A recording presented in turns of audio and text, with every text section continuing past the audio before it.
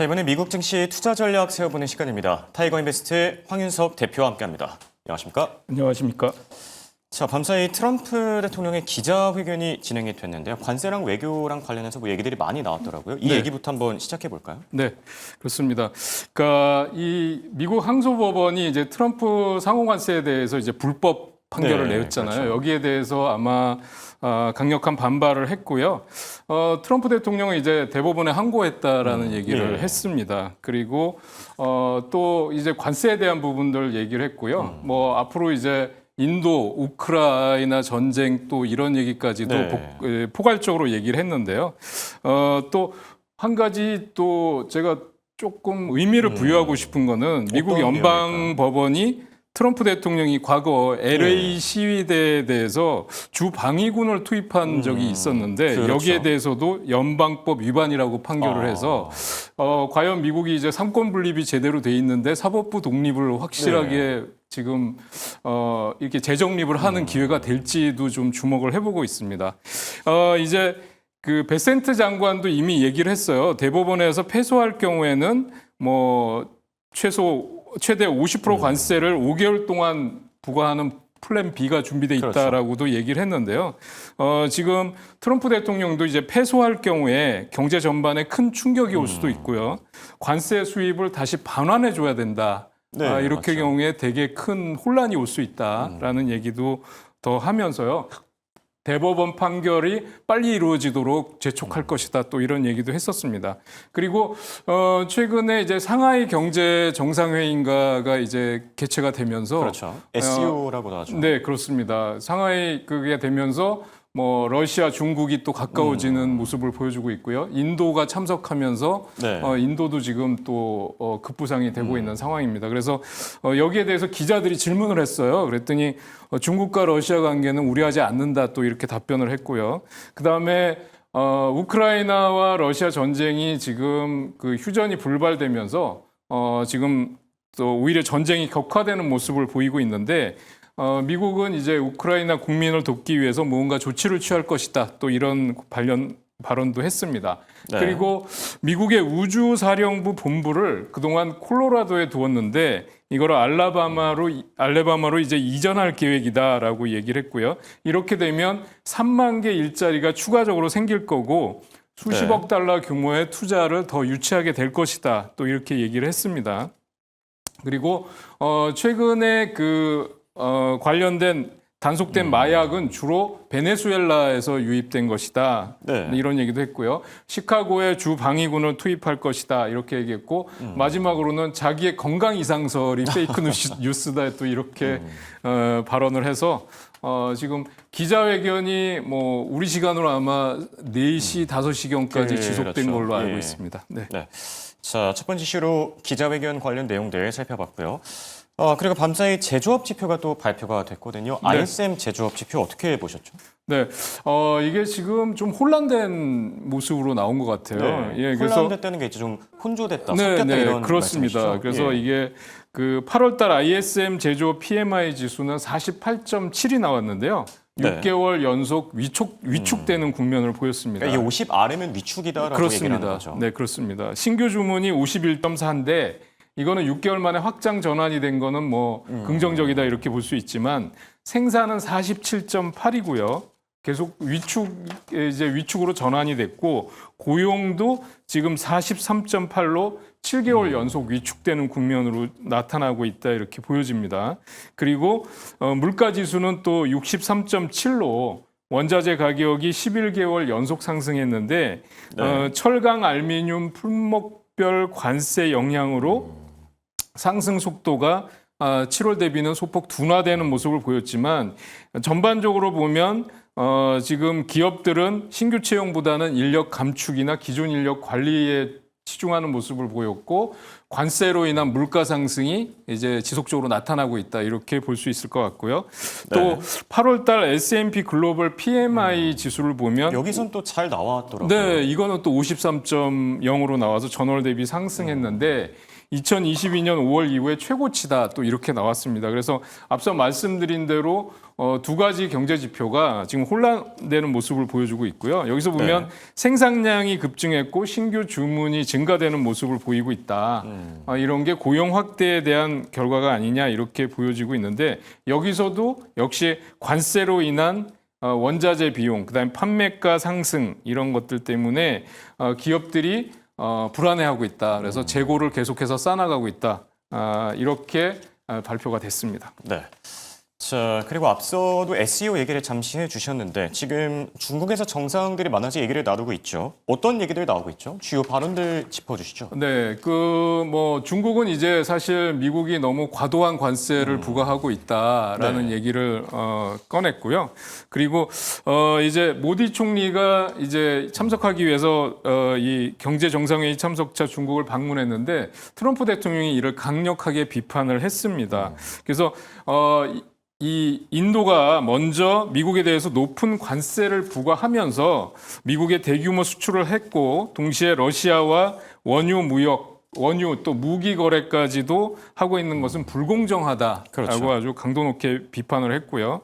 근데 인도는 과거 관세를 제로로 낮추겠다고 제안했지만 이제 트럼프 대통령은 너무 늦었다라고 일축해 버렸는데 뭐 할 거면 진작에 했어야지 이런 네, 얘기인 그렇죠. 거죠? 그렇죠. 그래서 미국은 이제 인도에 대해서 기존의 상호 관세 25%에다 추가 관세 25%를 해서 50% 관세 부과를 하는 것이 정당하다라는 걸 트럼프는 계속 강조를 하고 있고요. 네. 그럼에도 불구하고 한 가지 눈에 띄는 거는 인도는 보복 관세는 아직 하지 않고 있다라는 그렇죠. 거죠. 그래서 협상의 여지는 있는 거 아니냐라는 거고요. 인도는 사실 중국과 국경 분쟁을 오래전부터 해왔고요. 예. 최근에 파키스탄과 또 분쟁이 났었죠. 근데 트럼프 대통령이 파키스탄을 지원하는 듯한 또 발언을 했었고 또 이런 것 때문에 트럼프의 처리에 대해서 상당히 불만스럽다라는 걸로 나타나고 있습니다. 그런데 WTO 데이터상으로 보면 네. 2024년도에 인도는 미국 수입품에 대해서 평균 6.2% 관세를 부과한 반면에 미국은 인도 상품에 대해서 2.4% 관세를 부과한 걸로 나타나고 있습니다. 트럼프 대통령은 이 불공정 사례를 계속해서 예를 들고 있고요.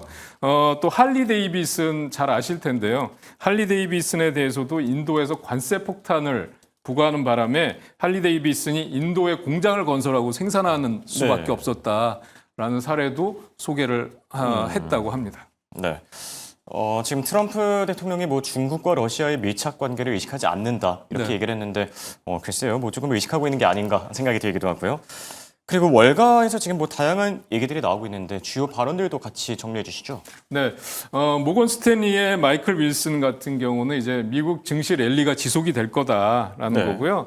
그 근거로 인해서 금리 인하가 나타날 거고 될 거고 견조한 기업 실적이 초기 경기 사이클을 밀어 올릴 거다라는 거고요. 그래서 상대적으로 그동안 부진했던 소형주하고 금리 민감주가 상승을 주도할 것이다. 이렇게 보고 있습니다. 또 그런가 하면 골드만삭스는 최근에 기관 투자자들이 신중한 포지션을 취하고 있다라는 걸 얘기를 했고요. 그래서 조정이 오더라도 큰 충격이 없는 네. 약한 조정이 올 것이다. 이렇게 보고 있습니다. 그래도 예전에 비해서는 조금 많이 더 좋아졌죠. 예, 그렇네요. 네.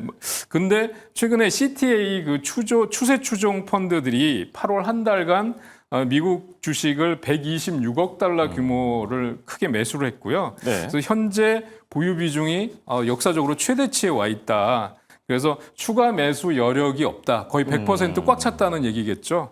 그런데 만약에 이게 하락세로 전환이 되면 이 물량들이 매물로 출회될 가능성이 있다는 건 부담스럽다라는 거를 지적을 했습니다.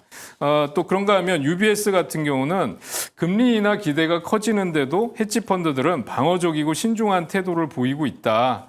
그래서 경기 둔화 시에 매도 악순환이 나올 가능성이 있다. 역시 경고를 했습니다. 네. 자, 이번엔 빅테크 이슈로 넘어가 볼까 하는데요. 밤새 이슈들이 꽤 많이 나왔습니다. 우선 엔비디아와 관련해서 지금 한 4거래일째 빠지고 있는데 어떻게 보십니까, 대표님? 네, 지금 엔비디아는 알리바바 칩 그 테스트 얘기가 나오면서 네. 대체 테스트 얘기가 나오면서 부진이 지속되고 있다라는 거고요. 최근에 실적 발표에서 엔비디아의 매출이 2개 고객사에 집중되고 있다라는 게 나온 적이 네. 있었어요. 그런데 그게 이제 A와 B로 얘기를 한다 그러면 A 고객에는 23%, B의 고객에는 16%, 이게 특정 한 개 기업을 얘기하는 게 아닌 걸로 네. 나오고 있어요. 그래서 이게 39%를 차지했는데 작년에는 14%, 11%에서 28%였는데 과도하게 집중이 돼 있다라는 얘기가 나오고 있어요. 그래서 고객사들이 자본 지출을 축소했을 경우에 급격한 매출 감소로 이어질 수 있다, 이런 우려도 나오고 있고요. 네. 그 AI 산업이 침체될 경우에 매출은 급격하게 감소될 수 있다, 이런 우려가 나오고 있는데 기존에서는 이런 얘기들이 전혀 안 나왔는데 그렇죠. 하락하면서 얘기가 나오는 예. 거죠, 보통은. 그래서 또 공급 부족과 관련해서 H100이라든지 H200 칩 같은 경우, GPU 같은 경우가 공급 부족이었거나 매진되었다라고 언론에서 보도했는데 이건 네. 사실이 아니다라고 또 얘기를 했습니다. 이런 것들이 전반적으로 지금 주가 하락의 요인이 됐었다, 이렇게 볼 수 있을 것 같고요. 또 웨드부시는 향후 5조 달러 시총을 기록할 것이다, 또 얘기를 했고요. 뉴스트리트 같은 경우는 이제 엔비디아가 2030년 내에 1조 달러를 창출한, 매출 1조 달러를 창출한 첫 번째 기업이 될 것이다. 네. 라고 얘기를 했는데도 하락을 막지 못했습니다. 그렇죠. 예, 그래서 엔비디아 같은 경우에 보면 주가가 이제 완만한 상승세를 보이다가 위아래 꼬리가 길게 달려 있는 십자형 양봉이 나왔는데요. 네. 주봉에서 보신다 그러면 고점과 저점의 흐름이 많이 그 극과 극으로 비교되고 있다, 이렇게 말씀드릴 수 있겠습니다. 그런데 역시 그 알리바바 칩 쇼크로 인해서 네. 역시 하락이 나온다는 말씀을 지난번에도 제가 드렸고요. 그렇죠. 예, 그게 사실 더 고급 사양 칩으로 인해서 블랙웰로 올라가서 중국에 수출이 가능해진다고 하면 네. 모를까, 그렇지 않으면은 좀 더 보수적인 관점에서 지켜보시는 게 좋겠다, 이렇게 말씀드릴 수 있겠습니다. 네. 자, 엔비디아 이슈 체크해봤고요. 빅테크 쪽에서 오늘은 알파벳이 지금 시간 외에 주가 흐름이 상당하거든요. 네. 한 8% 폭등 중인데 어떤 내용이죠? 유럽연합에서 구글 광고 기술에 대해서 시장 지배력을 남용했다. 그래서 네. 벌금 부과를 일시적으로 중단하겠다라는 발표가 있었고요. 또 온라인 검색 독점에 대해서 판사가 비공개 판결을 내렸는데요. 네. 크롬을 매각할 필요가 없다라는 얘기가 이게 나오면서, 좀 핵심적이었네요. 네. 그러면서 지금 알파벳 같은 경우는 지금 시간 외에서 애프터마켓에서 5% 급등하는 모습을 보여주고 있습니다. 지금 보시면 장대 네. 양봉이 하나 딱 선 있는 걸 확인하실 수 있죠. 그리고 주봉상으로도 보시면 이제 상승하는 모습이 나타나고 있는데요. 지금 구글뿐만 아니라 애플도 시간외에서 지금 상승이 나오거든요. 네. 근데 애플은 이제 구글 검색을 지속적으로 이용할 수 있다는 점에서 애플의 상승 또한 우호적이다라고 보여지는데, 이것과 관련해서 6년간 지속될 수 있다, 이런 측면이 아마 애플의 상승도 이런 요인이 아닐까, 이렇게 보고 있습니다. 네. 자, 그리고 이제 종목 이슈로 또 넘어가서 울타뷰티가 밤사이에 또 급등했다고 합니다. 어떤 이슈 있었죠? 예, 울타뷰티는 이제 미국판 올리브영이라고 보시면 될 것 같아요. 그렇죠. 예, 그래서 지금 미국 내 최대 뷰티 소매 업체인데 지금 메이크업하고 스킨케어 브랜드에 대한 꾸준한 수요와 재고 손실이 감소했다라는 것 때문에 연간 매출이나 이익 전망을 상향 조정했다라는 건데요. 네. 지금 매출이 잘 나왔죠. 매출액이 27억 8,846만 달러, 9% 증가했고요. 영업이익은 4% 이렇게 증가한 걸로 나왔는데, 네. 지금 계속해서 실적이 계속해서 상향이 될 걸로 나오고 있습니다. 그러면서 상승하는 모습을 보였는데, 전일 실적 발표 전에 장대 음봉을 맞은 것을 이제 하루 만에 양봉으로 전환하는 모습을 보여줬고요. 주봉상으로도 지금 신고가 부근까지 올라가는 모습을 보여줬습니다. 신고가는 지금 574달러 나오고 있는데요. 그래서 목표 주가를 JP 모건에서는 600달러, 그 에버코어에서는 640달러, TD코인에서는 600달러까지 제시하고 있는 상황입니다. 네. 월가의 평가도 좀 전반적으로 좋은 모습이고요. 자, 그리고 뉴스케 파워를 오랜만에 들고 오셨는데 뭐 어떤 이슈들이 있었죠? 지금 그동안 하락폭이 상당히 컸었거든요. 그래서 이제 AI 반도체 거품론 얘기, AI 거품론 얘기가 나오면서 원전이라든지 전력 기업 같은 경우가 지금 하락을 했었는데 네. 뉴스케일 파워는 지금 최근에 최대 5억 달러 규모의 수시 공모 예정이 있었고요. 트럼프 예. 대통령이 2030년까지 이제 달에다가 100kW급 소형 핵발전기를 설치할 계획이다라는 얘기도 얘기도 있었죠. 있었고요. 그다음에 SMR 경우에 지금 앞으로 성장성 이런 쪽이 돋보인다라는 거고요. 네. 미국 원자력 규제위원회로부터 77M와트에 대한 소형 원자로 설계에 대해서 예정보다 앞서서 승인을 받았다. 이런 것들이 전반적으로 호재로 작용했던 걸로 보여집니다. 네. 특히 매출액이 810만 달러로 해서 505% 급증했고요. 영업이익도 6.9%. 그래서 실적이 호전된 걸로 나왔는데 그동안 단기간에 하락폭이 상당히 크게 나타났어요. 그렇죠. 그래서 지금 53달러 고점을 찍고 40달러 밑으로 갔었는데 지금 37달러까지 상승이 나오는 모습을 보여줬는데요.